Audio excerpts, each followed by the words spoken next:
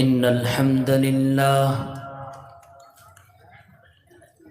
نحمده ونستعينه ونستغفره ونعوذ بالله من شرور أنفسنا ومن سيئات أعمالنا من يهده الله فلا مضل له ومن يضلل فلا هادي له وأشهد أن لا إله إلا الله وحده لا شريك له وأشهد أن محمدًا عبده ورسوله يا أيها الذين آمنوا اتقوا الله حق تقاته ولا تموتن إلا وأنتم مسلمون يا أيها الناس اتقوا ربكم الذي خلقكم من نفس واحدة وخلق منها زوجها وبث منهما رجالا كثيرا ونساء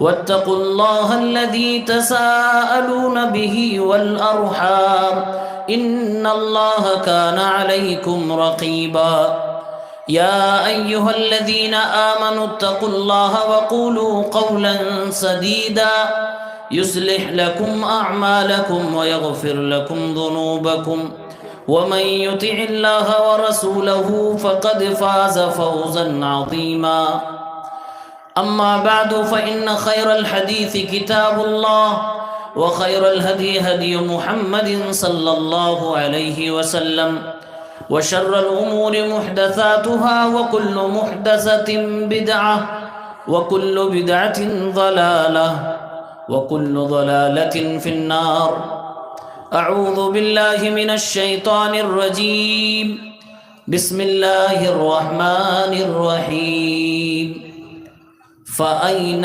تذهبون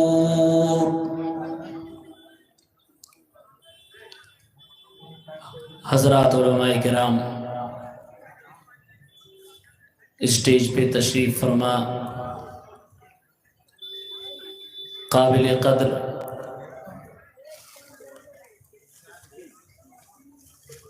مدارس اور مساجد کے ذمہ داران، احباب جمعیت و جماعت، اسلامی بھائیوں، نوجوان ساتھیوں، عزیز بچوں، ٹھیک 24 گھنٹے گزر چکے ہیں جب میں آپ کے اس پروگرام میں شرکت کے لیے سفر شروع کر چکا تھا، اور ٹھیک 24 گھنٹے کے بعد قرآن و سنت کی روشنی میں اللہ کی طرف بلانے کے لیے اپنی گفتگو کا آغاز کر رہا ہوں۔ تھکاوٹ ہے، چہرے پہ آثار ظاہر ہوں گے، لیکن پھر بھی ایک جوش ہے، جذبہ ہے۔ قرآن حکیم، نبی کریم صلی اللہ علیہ وسلم اور صحابہ کرام کی باتوں کو آپ کے سامنے رکھا جائے۔ میں نے آپ کے سامنے ایک چھوٹی سی آیت کی تلاوت کی ہے، فَأَيْنَ تَذْهَبُونَ۔ اس کا مطلب ہوا تم کہاں جا رہے ہو؟ انگلش میں کہیں گے where are you going؟ تم کہاں جا رہے ہو؟ یہ سوال اللہ رب العالمین کا ہے، مجھ سے، آپ سے، ساری دنیا سے۔ عہد الست میں رب العالمین نے ہم سب سے وعدہ لیا، الست بربکم، کیا میں تمہارا رب نہیں ہوں؟ ہم سب نے کہا بلا، کیوں نہیں، وائی ناٹ، تو ہمارا رب ہے، تجھے اپنا رب ہم تسلیم کرتے ہیں۔ اب جب ہم نے رب کو رب مان لیا تو زمین پہ آنے کے بعد ہمیں اسی رب کی ربوبیت کو تسلیم بھی کرنا ہے اور اسی کی عبادت بھی کرنی ہے۔ ہر طرح کی عبادت صرف اسی کے لیے بجا لانی ہے، یہ ہماری اور آپ کی ذمہ داری ہے، اور اللہ نے اسی لیے پیدا بھی کیا ہے۔ قرآن مقدس میں سورۃ زاریات کی آیت نمبر 56 میں اللہ تعالیٰ نے فرمایا ہے وَمَا خَلَقْتُ الْجِنَّ وَالْإِنسَ إِلَّا لِيَعْبُدُونَ،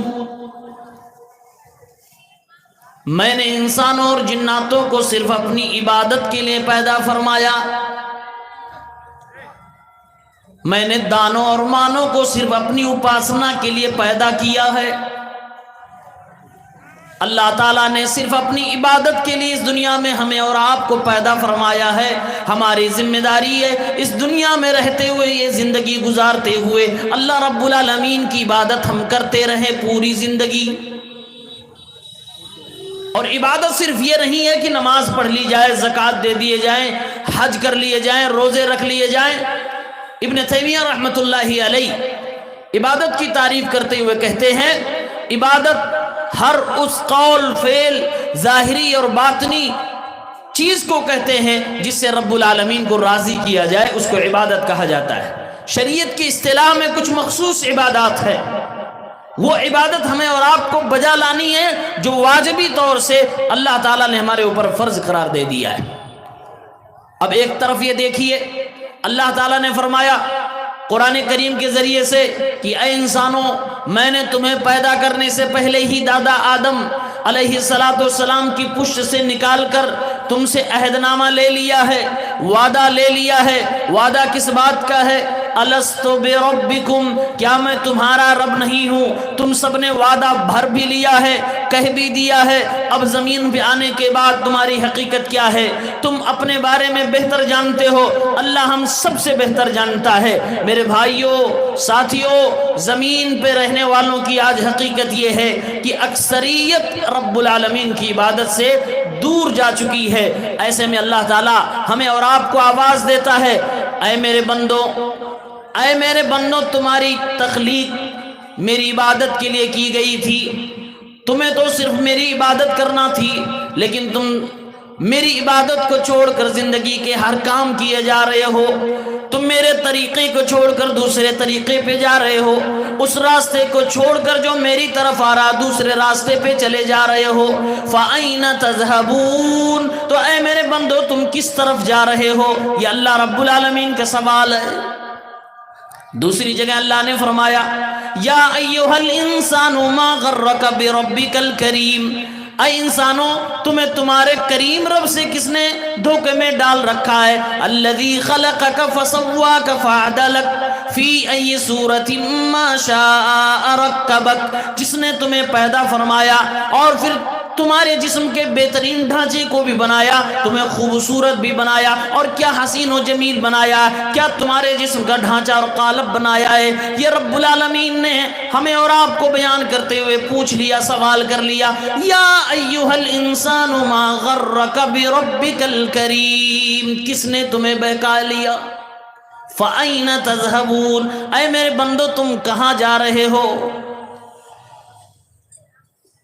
ایک لمبی مدت گزر گئی، ہم اور آپ تقریریں سنتے ہیں، خطابات سنتے ہیں۔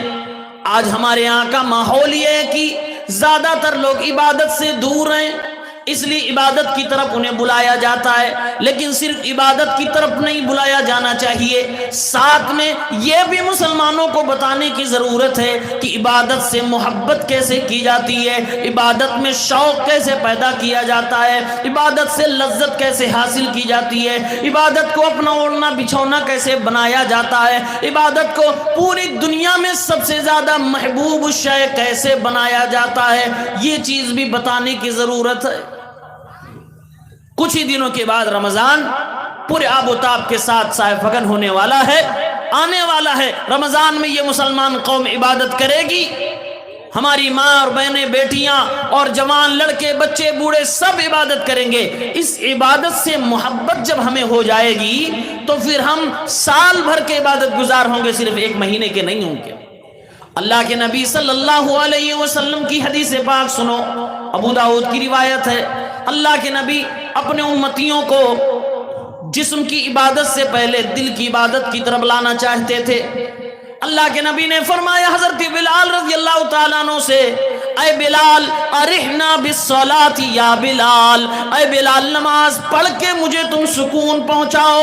یعنی اللہ کے نبی صلی اللہ علیہ وسلم جو کہا کرتے تھے قرۃ عینی فی الصلاۃ، میری آنکھوں کی ٹھنڈک نماز میں رکھی گئی ہے، وہ اپنے صحابی کو سکھا رہے ہیں، اور اپنے صحابی کے ذریعے سے پوری امت اسلامیہ کو اللہ کے نبی صلی اللہ علیہ وسلم یہ نصیحت دے رہے ہیں، اے لوگوں عبادت جسم سے کرنے سے پہلے دل سے کرو، اور دل کے اندر عبادت کی چاشنی، عبادت کی لگن، عبادت کا شوق، عبادت کی محبت کو پیدا کرو۔ ارحنا بالصلاۃ یا بلال۔ اسی لیے اللہ کے نبی صلی اللہ علیہ وسلم جب نماز کے بارے میں بتانے لگے تو آپ نے فرمایا، صحیح مسلم کی روایت ہے، اقرب ما یکون العبد من ربہ وہو ساجد، سب سے زیادہ ایک بندہ اپنے اللہ سے قریب اس وقت ہوتا ہے جب وہ سجدے میں ہوتا ہے۔ یہ اللہ کے نبی صلی اللہ علیہ وسلم کیفیت اس لیے بتا رہے ہیں، وہ حالت و سچویشن اس لیے بتا رہے ہیں، اپنے امتی کو پیارے پیغمبر سکھانا چاہتے ہیں، اس کو اللہ کے نبی صلی اللہ علیہ وسلم یہ بتانا چاہتے ہیں، اے اللہ کے بندے، اے میری امت کے لوگوں، جب تم عبادت کرنا، جب تم نمازیں پڑھنا، جب تم سجدے میں جانا، جب تم رکوع میں جانا، تو صرف تمہارے جسم کے اعضاء حرکت نہ کریں، صرف تمہارے سر زمین پہ نہ جائے، بلکہ دل اللہ رب العالمین کے سامنے جھک جانا چاہیے، عبودیت تمہارے دلوں میں اتر جانی چاہیے، اللہ کے سامنے تمہیں عاجزی اختیار کر لینی چاہیے۔ میرے پیغمبر فرماتے ہیں اقرب ما یکون العبد من ربہ وہو ساجد، جب بندہ سجدے کی حالت میں ہوتا تو اپنے رب سے بہت زیادہ قریب ہوتا ہے۔ اسی طرح سے روزے کے حوالے سے ہمارے نبی صلی اللہ علیہ وسلم نے فرمایا رب صائم لیس لہ الا الجوع والعطش۔ یہ حدیث ابھی رمضان میں آپ سنیں گے علماء کرام کی زبانی، اللہ کے نبی فرماتے ہیں بہت سارے روزے دار ایسے ہوتے ہیں جن کے روزے سے سوائے بھوک اور پیاس کے کچھ حاصل نہیں ہوتا ہے۔ اس حدیث کا کئی مطلب لوگ بتلاتے ہیں، لیکن اس حدیث کا یہ مطلب نہیں ہے کہ آدمی روزہ رہتے ہوئے ضروری ہے تلاوت کرے، روزہ رہتے ہوئے ضروری ہے صدقات و خیرات کرے، نہیں، یہ مطلب اگر پہنایا جاتا ہے تو کہیں نہ کہیں غلط ڈائریکشن دیا جا رہا ہے۔ اس حدیث کا صحیح مطلب علماء کرام نے یہ لکھا ہے کہ اللہ کے نبی صلی اللہ علیہ وسلم یہ استحضار کروا رہے ہیں، اپنی امتی کو یاد دلا رہے ہیں، اے میری امت کے لوگوں، جب تم بھوکے پیاسے رہو، تم اللہ رب العالمین کے لیے جب روزہ رکھنا تو دل میں یہ تم اتارنے کی کوشش کرنا، اے اللہ یہ حلال چیز جو میں کھا سکتا تھا، جو میں پی سکتا تھا، لیکن صرف تیرے لیے، تیری رضا کے لیے، تیری خوشی کے لیے، اے اللہ رب العالمین میں نے اس کھانے پینے کو چھوڑ رکھا ہے۔ اس طریقے سے آدمی کو ٹریننگ ملے گی، تربیت ملے گی، عبادت سے جڑنے کی شوق پیدا ہو جائے گا۔ یہ اللہ کے نبی صلی اللہ علیہ وسلم دیا کرتے تھے۔ فَأَيْنَ تَذْهَبُونَ، کہاں جا رہے ہیں میرے بھائی؟ اللہ فرما رہا میرے بندو کہاں تم جا رہے ہو؟ آؤ میری طرف۔ فَفِرُّوا إِلَى اللَّهِ، بھاگو، دوڑو اپنے اللہ کی طرف۔ اللہ کا پیغمبر آواز دے رہا ہے انی لکم منہ نذیر مبین، میں تو تمہارے لیے ڈرانے والا ہوں، میں کھول کھول کر اللہ رب العالمین کے عذاب کو اور اس کے ثواب کو بتانے والا ہوں۔ ففروا الی اللہ، بھاگو اپنے اللہ کی طرف، آؤ اللہ رب العالمین کی طرف۔ فأین تذهبون، تم کہاں جا رہے ہو رب کو چھوڑ کے؟ قرآن کریم پڑھیے، سب سے زیادہ جس نبی کا تذکرہ قرآن میں آیا ہے یہ حضرت موسیٰ علیہ السلام ہے۔ حضرت موسیٰ کو اللہ تعالیٰ نے کوہ طور پہ بلایا، ساتھ میں قوم بھی تھی۔ جب اللہ نے آواز لگائی موسیٰ علیہ السلام ہے میرے پیغمبر آؤ، میرے پاس آؤ، کوہ طور پہ اللہ بلا رہا ہے۔ موسیٰ علیہ السلام اللہ سے ملنے کے اتنے شوقین تھے، اتنی زیادہ محبت دل میں لیے ہوئے تھے کہ اپنی قوم کو چھوڑ کے آگے بڑھ گئے، اکیلے پہنچ گئے۔ قرآن کریم میں اللہ تعالیٰ نے ارشاد فرمایا وَمَا أَعْجَلَكَ عَنْ قَوْمِكَ يَا مُوسَىٰ، اے موسیٰ اپنی قوم کو چھوڑ کر جلدی بازی میں میرے پاس کیوں چلے آئے؟ کس بات کی جلدی تھی؟ کیوں اتنی جلدی تم میرے پاس چلے آئے؟ تمہاری قوم کہاں؟ تمہارے ساتھ کوئی نظر نہیں آ رہا ہے۔ موسیٰ علیہ السلام کا جواب سنو، قَالَ هُمْ उलाई अला अथरी, ऐ मेरे रब, ऐ मेरे मौला, मेरे कौम के लोग मेरे पीछे पीछे आ रहे हैं, अल्लाह वो रास्ते ही में है। वअजिल्तु इलैका, वअजिल्तु इलैका रब्बी लितरदा। कुरान करीम की इस आयत को पढ़ो, मूसा अलैहिस्सलाम के जज्बात को महसूस करने की कोशिश करो। एक बंदा है जो अल्लाह का पैगंबर है और अपने अल्लाह से बेपनाह मोहब्बत करने वाला, जबकि कुरान में अल्लाह फरमा रहा है वल्लज़ीना आमनू अशद्दु हुब्बन लिल्लाह, जो लोग ईमान ले आते हैं वो सबसे ज्यादा अल्लाह से मोहब्बत किया करते हैं। तो ये नबी है, इनके ईमान में कोई शक भी नहीं, ये सबसे ज्यादा अल्लाह से मोहब्बत कर रहे हैं। अल्लाह रब्बुल आलमीन को जवाब दे रहे हैं वअजिल्तु इलैका रब्बी लितरदा, ऐ अल्लाह तूने बुलाया कौम को छोड़ के तेरी तरफ जल्दी जल्दी आ गया ताकि तू खुश हो जाए, ताकि तू राजी हो जाए। इमाम कतादा ने लितरदा की तफसीर करते हुए कहा ऐ अल्लाह शौक में तेरे पास चला आया, जल्दी में शौक चला हुआ था, तुझसे मिलने का मुतमन्नी था ऐ अल्लाह, इसलिए जल्दी जल्दी चला आया। ये है मूसा अलैहिस्सलाम, अल्लाह ने बुलाया, कौम को छोड़कर पहुंच गए। अल्लाह ने पूछा भी कौम को कहां छोड़ा है, कहा है अल्लाह तुझसे मिलने का शौक था इसलिए चला आया। और आज हम हैं, मस्जिदों से अजान दी जाती है हय्या अलस्सलाह, आओ नमाज की तरफ। हमारे कौम के नौजवान मोबाइल कान में लीड लगा के, एयरबड्स लगा कर अपने रास्ते चल पड़ते हैं। मुअज्जिन की सदा यूं ही फजाओं में गूंज के रह जाती है, आवाज दी जाती हय्या अलल फलाह, आओ कामयाबी की तरफ। और मुसलमान अपनी कामयाबी बाजारों में तलाश करने के लिए चल पड़ता है, दुकानों के शटर खोल के बैठ जाता है कि मुझे कामयाबी यहां से मिलेगी। जबकि अल्लाह के नबी सल्लल्लाहु अलैहि वसल्लम ने हमें जो अजान दी, जो आप सल्लल्लाहु अलैहि वसल्लम ने अजान सिखाई है, उस अजान में ये कलिमात दे दिए गए ऐ मुसलमानों आओ अल्लाह की इबादत की तरफ आओ, नमाज की तरफ आओ, कामयाबी की तरफ। असल कामयाबी तुम्हारी यही है। आज इबादत का शौक हमारे जवानों में नहीं, हम मुसलमानों में नहीं। मैं वजह बता दूं, मैं ये मौजू क्यों बोल रहा हूं। हिंदुस्तान के हालात से आप वाकिफ हैं, हमारे उत्तर प्रदेश के हालात से आप वाकिफ हैं।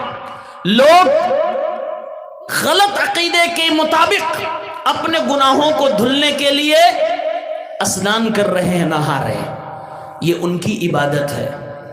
मालूम है कि न जाने कितनी मौतें हो गई, हादसात हो रहे हैं, स्टेशनों के हालात बुरे हैं, ट्रेनों में हादसात हो जा रहे हैं, वहां कई मौतें हो गई। उसके बावजूद श्रद्धालु इबादत गुजार वो अपने अकीदे पे जमे हुए हैं, उसके बावजूद इबादत करने के लिए जा रहे हैं। मुसलमानों, इससे कई गुना आपके अंदर शौक़ इबादत होना चाहिए थी। आज वो इबादत उनकी अपनी आस्था है, अपने अकीदे पे मजबूत जमे हुए, जान को हथेली पे लेके जा रहे हैं। मेरे भाइयों, मेरे साथियों, मुसलमानों, हमें अपने अंदर इबादत का शौक पैदा करना है, इबादत से मोहब्बत करनी है। सिर्फ इबादत को फॉर्मेलिटी के तौर पे नहीं करना है, दोनों का फर्क समझ लीजिए। ये थे सैयदना मूसा अलैहिस्सलाम। अब अपने नबी को देखो, सिद्दीक़े कायनात आयशा रज़ियल्लाहु ताला अन्हा फरमाती हैं, मेरा मुस्तफ़ा, मेरे शौहर, मेरे नबी सल्लल्लाहु अलैहि वसल्लम जब घर में रहते, आप अपने बीवी के काम में हाथ बटाया करते थे। कान यकूनु फी मेहनत अहलिही, अल्लाह के नबी अपने घर वालों के काम काज में हाथ बटा रहे होते। फैदा हदरत सलात खरज इलस्सलाह, सिद्दीक़ा फरमाती है जैसे मुअज्जिन अजान देता, अजान का वक्त होता था, मुहम्मदुर रसूलुल्लाह सल्लल्लाहु अलैहि वसल्लम अपने घर वालों को, घर को छोड़कर मस्जिद की तरफ चले जाते थे, नमाज के लिए चले जाते थे। एक रिवायत में आता है, हजरत आयशा फरमाती है वो मेरा पैगंबर जो बीवी के हुकूक अदा करने में दुनिया के लिए मिसाल है, वो अजान हो जाने के बाद अपनी बीवियों को छोड़ के ऐसे चला जाता था जैसे पहचानता ही ना हो। ये हमारे नबी हैं, हमारे नबी सल्लल्लाहु अलैहि वसल्लम हमारे लिए उसवा हैं। यही सिद्दीक़ा आयशा फरमाती है अल्लाह के हबीब सल्लल्लाहु अलैहि वसल्लम रातों को उठकर खूब इबादत किया करते हैं, خوب تہجد پڑھا کرتے ہیں، نفلی نمازیں پڑھتے ہیں۔ میں نے ایک دن اللہ کے نبی سے پوچھ لیا، اے اللہ کے نبی صلی اللہ علیہ وسلم، اللہ نے تو آپ کے اگلے پچھلے سارے گناہ معاف کر دیے، اللہ نے آپ کے اگلے پچھلے سارے گناہ معاف کر دیے، آپ کو تو اللہ نے معصوم عن الخطا بنایا، پھر آپ اتنی ساری عبادت کیوں کرتے ہیں؟ اللہ کے نبی صلی اللہ علیہ وسلم کا تاریخی جواب آپ سب جانتے ہیں۔ آپ نے فرمایا افلا اکون عبدا شکورا، اے میری پیاری بیوی کیا میں اللہ کا شکر گزار بندہ نہ بن جاؤں؟ میرے نبی محمد رسول اللہ صلی اللہ علیہ وسلم اللہ سے بے پناہ محبت کر رہے ہیں، کیونکہ آپ امام المومنین، امام الانبیاء، امام المرسلین اللہ کے نبی صلی اللہ علیہ وسلم ہیں۔ آپ صلی اللہ علیہ وسلم ایمان کے معاملے میں سب سے بڑھ کر، سب سے اعلیٰ، سب سے عرفہ، سب سے اولا ہے۔ قرآن کہتا ہے والذین آمنوا اشد حبا للہ، جو ایمان لے آئے گا سب سے زیادہ اللہ سے محبت کرے گا۔ میرے نبی اللہ سے سب سے زیادہ محبت کیا کرتے تھے۔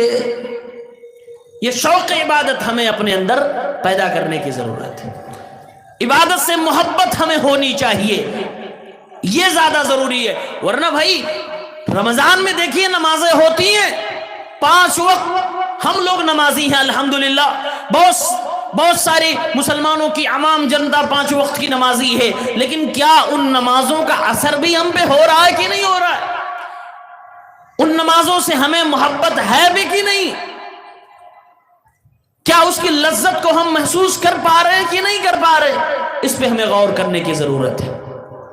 یہ صحیح، یہ اللہ کے نبی صلی اللہ علیہ وسلم کی ذات اقدس تھی جو اتنی عبادت کیا کرتی تھی، اگلے پچھلے سارے گناہ معاف ہے، پھر بھی اللہ کے نبی صلی اللہ علیہ وسلم 70 بار 100 بار دن میں استغفار کر رہے ہیں، اللہ سے اپنے گناہوں کی بخشش طلب کر رہے ہیں۔ ہم دن میں 70 بار 100 بار 200 300 400 500 گناہ چھوٹے بڑے کر جاتے ہیں، شاید ایک بار بھی استغفر اللہ کہتے ہیں۔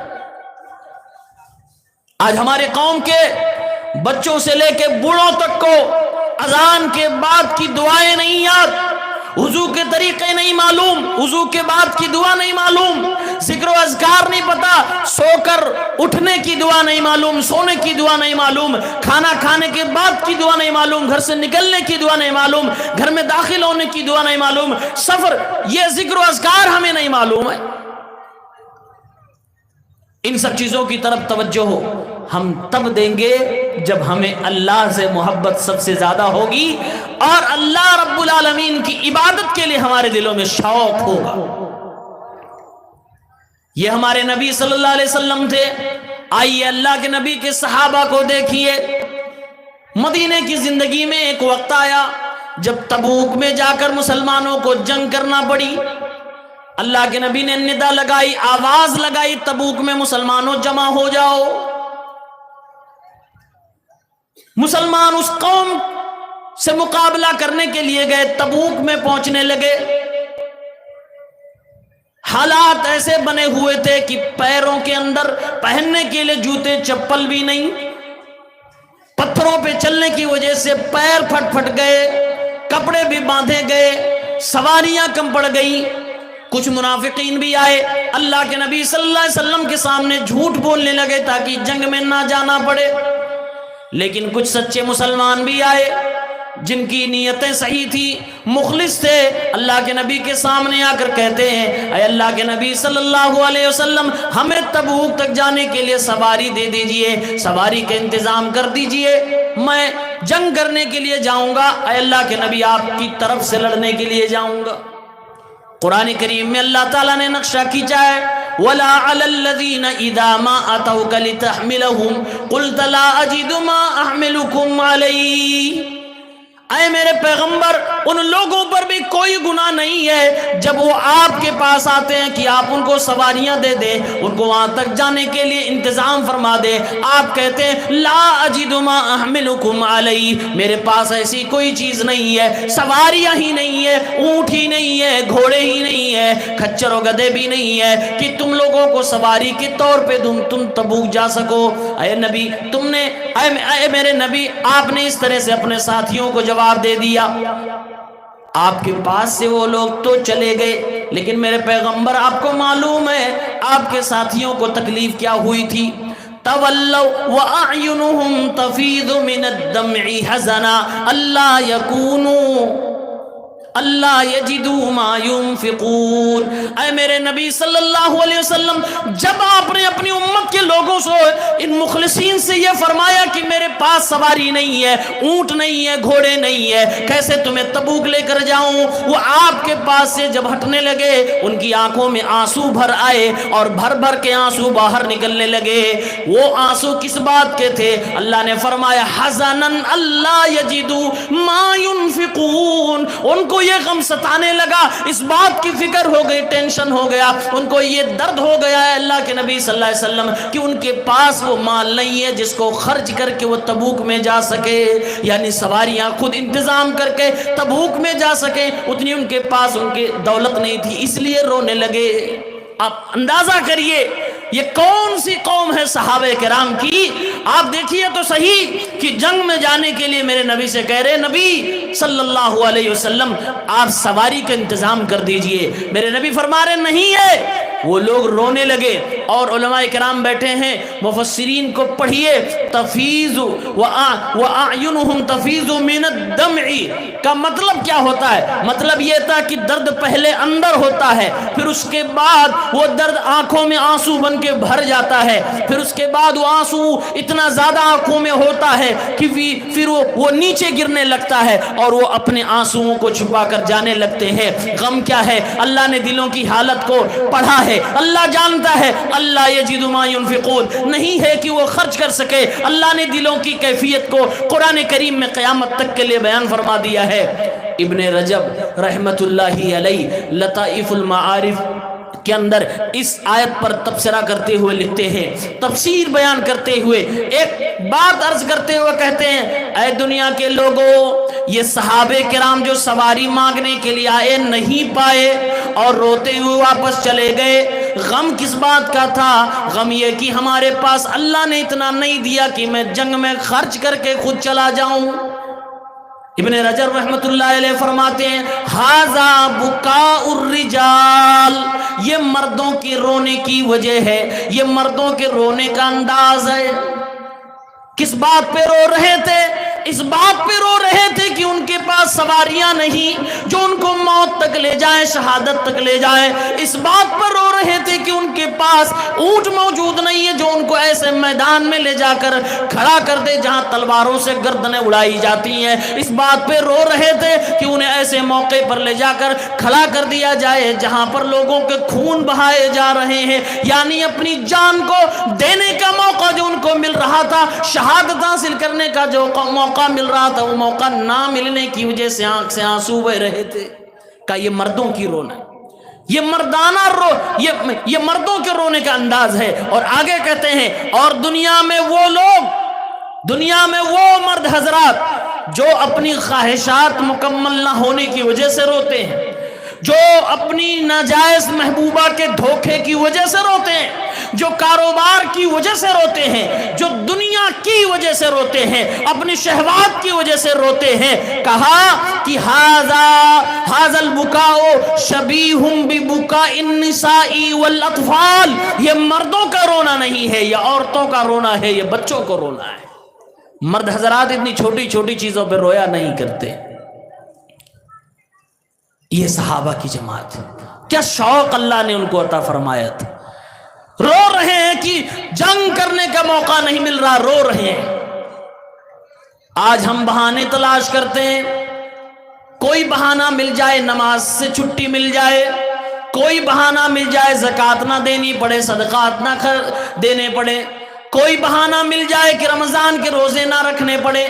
اور ہم میں تو کچھ ایسے بھی چالو ہیں، آج کل تو بیماریاں بھی بڑی عام ہو گئی ہیں۔ رمضان جیسے آئے گا، رمضان سے 2 دن پہلے ہی ڈاکٹر کے پاس جا کر ہمیشہ 15 دن کی دوائی لاتے تھے، رمضان سے پہلے جب دکھانے جائیں گے تو پورے 2 مہینے کی دوائی لے کے آئیں گے تاکہ پورا 1 کلو آدھا کلو بن جائے۔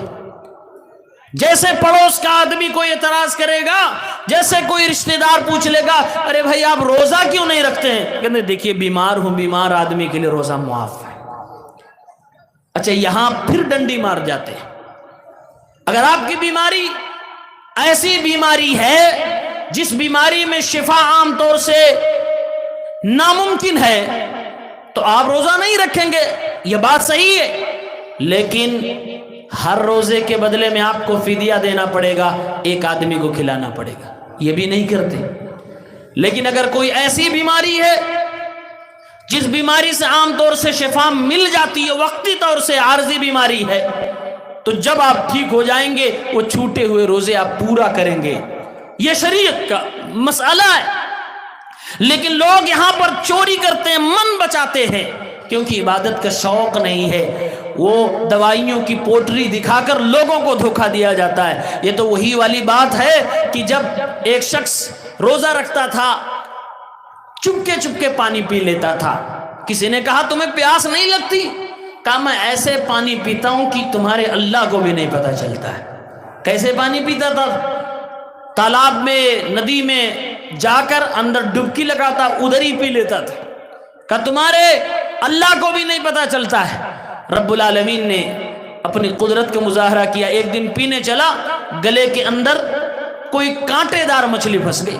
अब उसके बाद चिल्लाता घूम रहा है, अल्लाह को क्या सारी दुनिया को पता चल गया कि ये मक्कार है, ये झूठा है। मेरे भाइयों, इबादत का शौक पैदा होना चाहिए, ये हमें और आपको अपने अंदर लाने की ज़रूरत है, इबादत से मोहब्बत करने की ज़रूरत है। ये सहाबे कराम थे जिनका मंजर मैंने आपके सामने रखा। एक सहाबी हैं अब्दुल्ला इब्न उमर, सही बुखारी की रिवायत है। मेरे नौजवान साथियों गौर से सुनो, ये आपसे मुताल्लिक रिवायत पेश करने जा रहा हूँ। सहाबी इब्न उमर कहते हैं, हज़रत उमर इब्न खत्ताब के बेटे हैं अब्दुल्ला, कहते हैं मैं जवान था, मैं देखता था हर फज्र नमाज के बाद अगर अल्लाह के नबी खुद ख्वाब देखते तो अपने सहाबा को अपना ख्वाब बतलाया करते थे, और अगर आप नहीं ख्वाब देखते तो सहाबा जब अपना ख्वाब बतलाते थे तो अल्लाह के नबी उसकी ताबीर बतलाया करते थे। इब्न उमर फरमाते हैं रज़ियल्लाहु ताला अन्हुमा, मेरे दिल में ये तमन्ना जागी काश कि मैं भी कोई ख्वाब देख लूं और अल्लाह के नबी सल्लल्लाहु अलैहि वसल्लम को वो ख्वाब फजर की नमाज के बाद बताऊं, अल्लाह के नबी सल्लल्लाहु अलैहि वसल्लम उसकी ताबीर बताएं। कहते मैं जवान था, मैं मस्जिद ही में सोया करता था। एक दिन मैंने ख्वाब देखा, एक आग का गड्ढा है, उस आग के गड्ढे में मुझे ले जाया गया। वो आग का गड्ढा कुआं की तरह है, उसके ऊपर 2 खंबे बने हुए जहां से रस्सियां बांध कर पानी निकाला जाता है। नक्शा हजरत अब्दुल्ला इब्न उमर बता रहे हैं और कह रहे हैं मैंने ख्वाब देखा वो आग का गड्ढा है। जब मेरी नजर उस आग के गड्ढे में पड़ती है तो मैं देख रहा हूं कुछ ऐसे लोग भी उसके अंदर थे जिनको मैं जानता पहचानता था, लेकिन हजरत अब्दुल्ला इब्न उमर ने किसी का नाम नहीं बताया। फरमाते हैं मैं हैरान हूं, परेशान हूं, कहीं मैं इस आग के गड्ढे में न चला जाऊं। इतने में एक दूसरा फरिश्ता मेरे पास आता और कहता है घबराओ नहीं, डरो नहीं, तुम्हें इससे बचा लिया जाएगा, तुम इसके अंदर नहीं जाओगे। यानी कि इस ख्वाब के जरिए से इब्ने उमर रज़ियल्लाहु ताला अन्हुमा को यह बशारत मिल गई कि तुम इस आग में नहीं जाओगे। फरमाते हैं सुबह होती है, फजर की नमाज मुकम्मल होने के बाद अल्लाह के नबी सल्लल्लाहु अलैहि वसल्लम से मैंने अपना ख्वाब बयान फरमाया।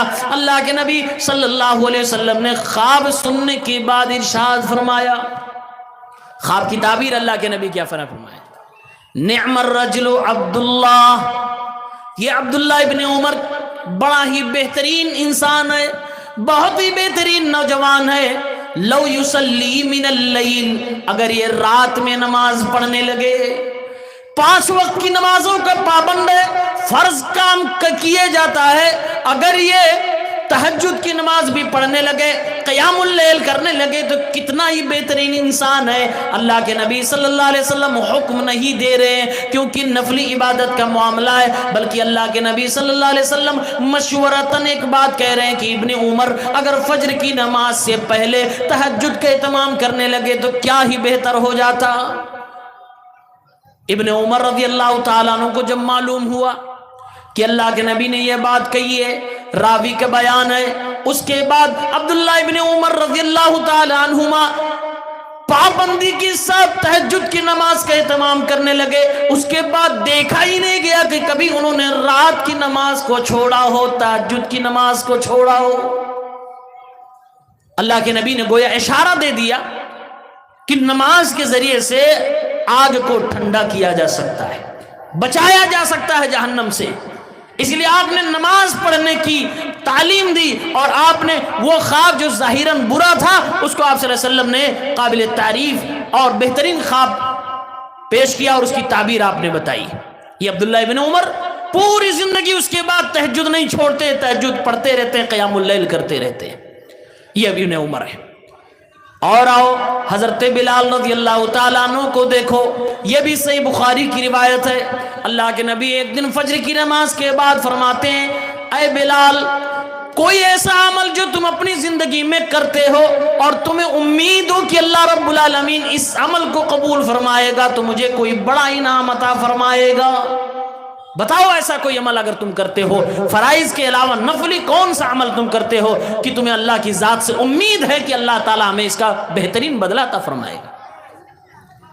اب حضرت بلال سوچ رہے ہیں، نبی کریم پوچھ رہے ہیں۔ کیوں پوچھ رہے ہیں؟ اس لیے کہ نبی کریم نے رات میں خواب دیکھا تھا۔ کیا خواب دیکھا تھا؟ آپ نے خواب دیکھا تھا۔ حضرت بلال سے فرمایا، اے بلال، میں تم سے یہ سوال اس لیے کر رہا کیونکہ میں نے رات میں خواب دیکھا ہے اور میں جنت میں چل رہا ہوں، جنت میں میرے سامنے تم چل رہے ہو، تمہارے پیروں میں جو چیز ہے جوتیاں، اس کی آواز مجھے سنائی دی۔ اے بلال بتاؤ وہ کون سا نیک عمل تم کرتے ہو جس کی بنیاد پر اللہ تعالیٰ نے اتنا بڑا رتبہ تمہیں عطا فرمایا، میرے سامنے چل رہے ہو، تمہارے جوتیوں کی آواز میں نے سنی ہے۔ یہ اس بات کی بشارت تھی کہ حضرت بلال رضی اللہ تعالیٰ عنہ جنت میں جانے والے ہیں۔ حضرت بلال کا نام لے کر گویا میرے پیغمبر نے جنتی ہونے کی بشارت دے دی۔ حضرت بلال فرمانے لگے، اے اللہ کے نبی صلی اللہ علیہ وسلم، انی لم اتطہر طہورا فی ساعت یوم او نہار، دن اور رات کے کسی بھی وقت میں اگر میں وضو کرتا ہوں یا میں غسل کرتا ہوں، حدث اکبر سے میں پاکیزگی اگر حاصل کرتا ہوں، حدث اصغر سے میں اگر پاکیزگی حاصل کرتا ہوں، اے اللہ کے نبی وضو کروں تب بھی، غسل کروں تب بھی، تو اے اللہ کے نبی صلی اللہ علیہ وسلم جو اللہ توفیق دیتا میں اتنی نمازیں پڑھ لیا کرتا ہوں، یہی وہ میرا عمل ہے جس سے میں اللہ کی ذات سے امید رکھتا ہوں کہ اللہ مجھے اس کا بڑا بدلہ عطا فرمائے گا۔ حضرت بلال کا شوق دیکھو، آج ہم سے فرض نمازوں کا اہتمام نہیں ہو پا رہا ہے۔ بلال رضی اللہ تعالیٰ عنہ ہر وضو کے بعد، ہر غسل کے بعد نماز پڑھنے کا اہتمام کر رہے ہیں، کیونکہ عبادت کا شوق ہے، کیونکہ عبادت کا شوق ہے۔ صحابہ کرام کی جماعت تو ایسی جماعت تھی کہ ان کو عبادت سے روکنا پڑ رہا تھا، اتنا عبادت کرتی تھی۔ آئیے ہماری مائیں اور بہنیں بھی موجود ہیں، دو صحابیات کا واقعہ لے لیتے ہیں جن کو اللہ کے نبی نے باقاعدہ روکا ہے۔ یہ بھی صحیح بخاری مسلم کی روایت ہے۔ حضرت زینب رضی اللہ تعالی عنہا یہ مسجد کے اندر ایک رسی باندھ لیتی ہیں، رسی باندھ لیا مسجد کے اندر، دو پلر تھے، دونوں پلر کے درمیان رسی باندھ لی۔ رات میں عبادت کرتی تھی، عبادت کرتے کرتے جب نیند آنے لگے، اونگ آنے لگے تو رسی کو پکڑ کے لٹک جایا کرتی تھی۔ آپ جانتے ہمارے اوپر لاکھوں ذمہ داریاں ہو، ہم ایسا نہیں کرتے۔ اسٹرگل کی دنیا میں، پڑھائی لکھائی کی دنیا میں بڑے بڑے کمپٹیشن کریک کرنے کے لیے طلبہ پڑھتے ہیں، اسٹوڈنٹس پڑھتے ہیں، ہمارے جوان پڑھتے ہیں، اتنا نہیں کر پاتے۔ یہ عبادت کے معاملے میں ایک عورت ذات کر رہی ہے۔ اللہ کے نبی صلی اللہ علیہ وسلم جو اپنے حجرے سے نکلے، آپ نے دیکھا کہ ایک رسی دو پلر کے درمیان بندھی ہوئی ہے۔ آپ نے فرمایا یہ کس کی رسی ہے، کس نے باندھا ہے؟ صحابہ کرام نے فرمایا اے اللہ کے نبی صلی اللہ علیہ وسلم، ھذا حبل لزینب، یہ زینب نے رسی باندھی ہے۔ فاذا فترت تعلقت، جب یہ تھک جاتی ہیں تب یہ اس کو پکڑ کے لٹکتی ہیں یا اس کے سہارے سے اپنے آپ کو یہ تر و تازہ کرتی ہیں۔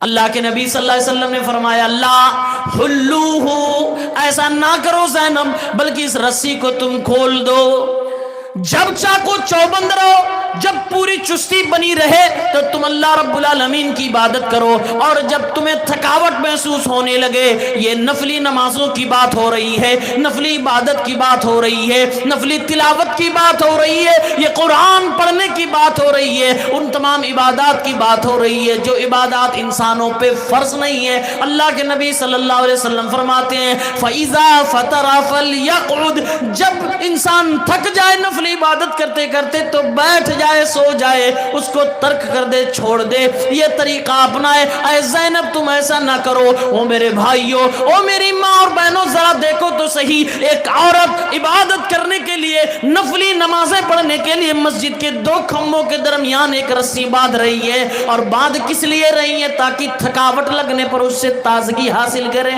اس سے لٹک جائیں، اس کے ساتھ کچھ ایسا معاملہ کریں کہ نیند غائب ہو جائے۔ آج جلسوں میں کیا ہوتا ہے؟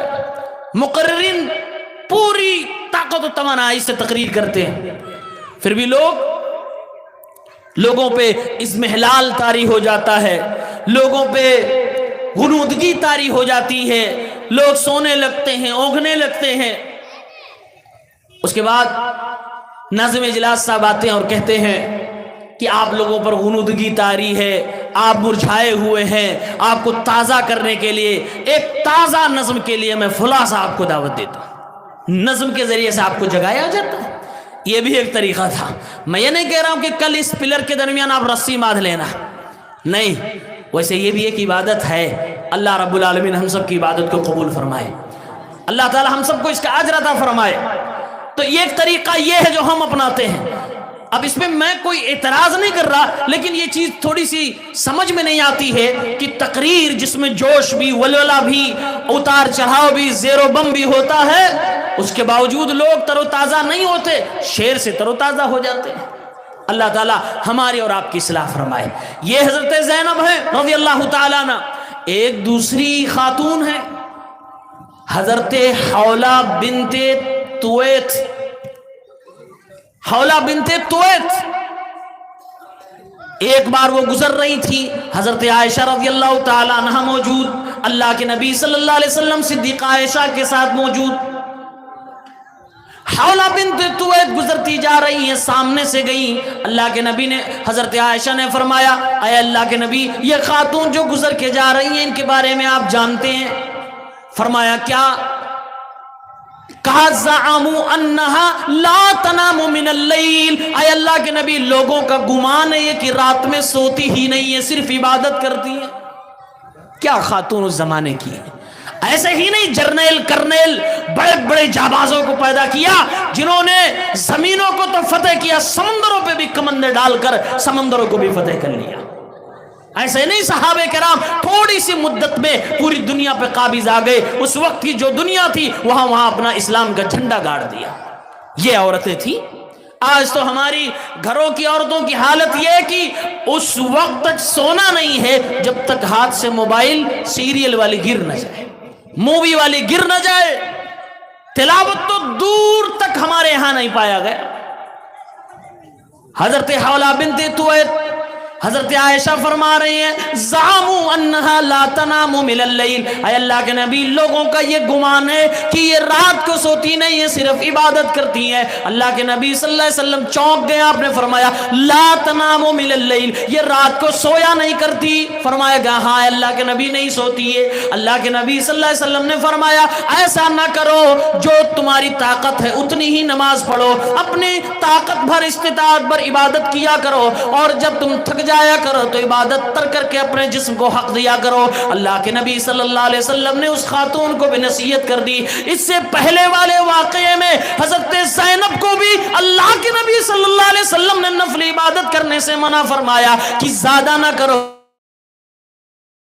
پر کے حساب سے کی کرو، جتنی تمہاری کیا کرو۔ اس حدیث پاک میں بھی حضرت حولہ رضی اللہ تعالیٰ عنہ کو بھی اللہ کے نبی عبادت سے، نفلی عبادت سے روک رہے ہیں، منع کر رہے ہیں۔ کس لیے منع فرما رہے ہیں؟ کہ زیادہ نہ کرو، اپنے جسم کا بھی حق ہے اس کا حق دیا کرو۔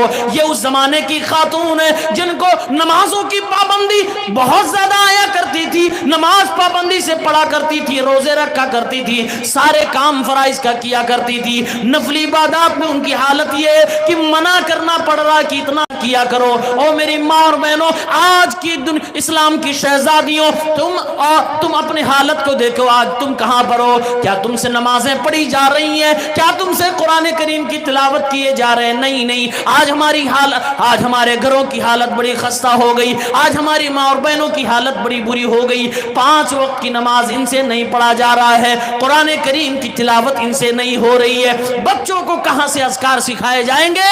कहां से इनको कुरान की तालीम दी जाएगी? और दीन और तरबियत ही अपने घरों से सीखेंगे। ये माओं की और बहनों की, बेटियों की कमियां है। ये उस जमाने की खातून है जिन्हें रोकना पड़ रहा है कि इतनी इबादत ना करो। क्यों? इसलिए कि इनको इबादत का शौक था, इबादत की लज्जत इनको मिला करती थी। ये उस जमाने की खातून है।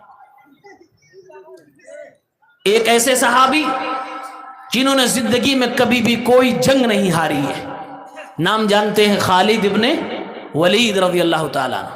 वो एक बार कहने लगे, लोगों, अगर मेरी आज ही शादी हो जाए और मेरी बीवी मेरे कमरे में शबे ज़ुफ़ाफ के लिए पेश की जाए, या फिर दूसरी खुशखबरी मुझे कुछ दिनों के बाद मिले कि मैं बाप बनने वाला हूं, शादी के दिन भी और बाप बनने की बशारत मिलने के बाद भी मेरे लिए ये उतनी बड़ी खुशी नहीं है कि मुझे कोई आकर कहे, ऐ खालिद इब्ने वलीद, चलो इस्लाम के लिए जंग लड़ी जा रही है और सख्त सर्दी है, कोई वहां पर ठहरना नहीं चाहता है, लोग ठिठुर रहे हैं, चलो वहां पर मैदान में तुम्हारी जरूरत है, मैं वहां पर जाऊंगा और मैं तने तन्हा भी लड़ने को तैयार हूं। मुझे वो रात की ठंडी पसंद है, मुझे वो रात की ठंडी पसंद है, अल्लाह के लिए लड़ना पसंद है, लेकिन कमरे के अंदर एक नई नवेली दुल्हन के साथ वो चीज भी अच्छी है, उसका हक अदा होना चाहिए, लेकिन इससे ज्यादा अच्छा मेरे लिए वो अमल है जो मैंने अभी बयान किया है। ये खालिद इब्ने वलीद है मेरे भाइयों। क्यों? क्योंकि इनको इबादत का शौक था। ये इबादत के शौक को अपने सीनों में पालते थे, जज्बा रखते थे, इबादत जो भी करते थे पूरे जुनून से करते थे, पूरे शौक से करते थे। यही चीज हमें और आपको अपने अंदर पैदा करने की जरूरत है। एक और रिवायत पेश करके मैं अपनी बात खत्म करूंगा, बाकी इंशाल्लाह कल। ये सही मुस्लिम और अबू दाऊद वगैरह की रिवायत है, सही बुखारी के अंदर भी है। जो मक्का से मदीना आए थे सहाबे कराम, तो सब कुछ तो छोड़ के आए थे, उनके पास दौलत माल नहीं था, फकीर थे। अब जब मदीना आए तो देखा मदीने में जो सहाबा मालदार है, जो इबादतें जिसमें माल खर्च नहीं करना पड़ता, जैसे नमाज, जैसे रोजा, तो सारे के सारे लोग नमाज पढ़ रहे हैं, सबके सब लोग रोजा रख रहे हैं।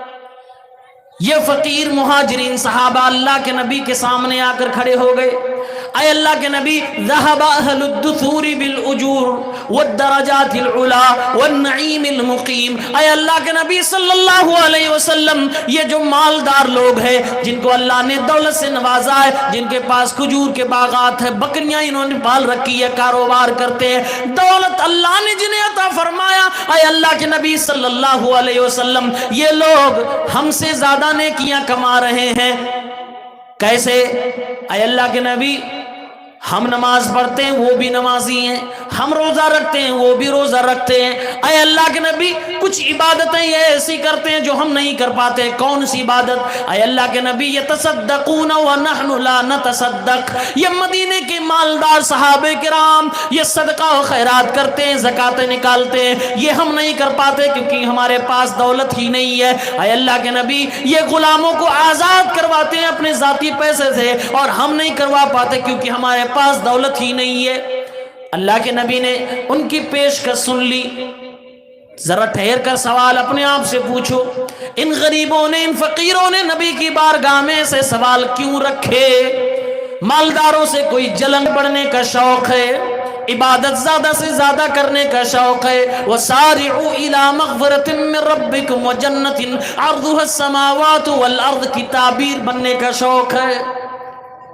के नबी ने फरमाया, ऐ मेरे सहाबे किराम, परेशान ना हो, क्या मैं तुम्हें ऐसी चीज ना बतलाऊं कि उसको तुम पढ़ने लगो तो तुम ज्यादा से ज्यादा नेकियां कमा सकोगे, एक एक कलमे पे तुम्हें सदक़े का सवाब मिलेगा।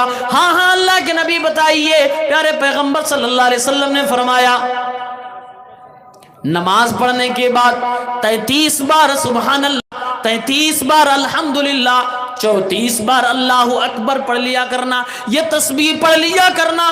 ہر تسبیح پر تمہیں صدقے کا ثواب ملے گا، بے پناہ تمہیں ثواب عطا کیا جائے گا۔ اللہ کے نبی نے نیکی کمانے کا یہ ذریعہ بتا دیا کہ تھوڑی نیکی کرو زیادہ تمہیں ثواب ملے، تھوڑا عمل کرو زیادہ ثواب ملے، یہ ذریعہ آپ نے بتا دیا۔ اب یہ صحابہ خوشی خوشی چلے گئے۔ کس لیے آئے تھے؟ کہ کوئی ایسا اسپیشل بتا دیں، کچھ حل ہو جائے کہ امیر جیسے نیکیاں کما رہے ہم بھی کمائیں۔ کچھ دن گزرے، نیکیاں تو چھپائی جاتی نہیں، اور نیک عمل صحابہ کرام تو چھپا نہیں سکتے تھے، علم چھپا نہیں سکتے تھے کہ ہاں نبی نے یہ وظیفہ بتایا ہے، اب ہم ہی عمل کریں گے، کسی کو نہیں بتائیں گے۔ ایسا صحابہ کرام نہیں کرتے تھے۔ کچھ دنوں کے بعد پورے مدینے میں یہ بات پھیل گئی کہ نبی کریم نے یہ وظیفہ بتایا ہے، آپ نے یہ تسبیح بتائی ہے۔ اب مالدار لوگ بھی یہی تسبیح پڑھنے لگے۔ پھر یہ غریب صحابہ اللہ کے نبی کے پاس آئے، اے اللہ کے نبی صلی اللہ علیہ وسلم، وہ مالدار حضرات بھی وہی کام کرنے لگے جو آپ نے ہمیں بتایا تھا۔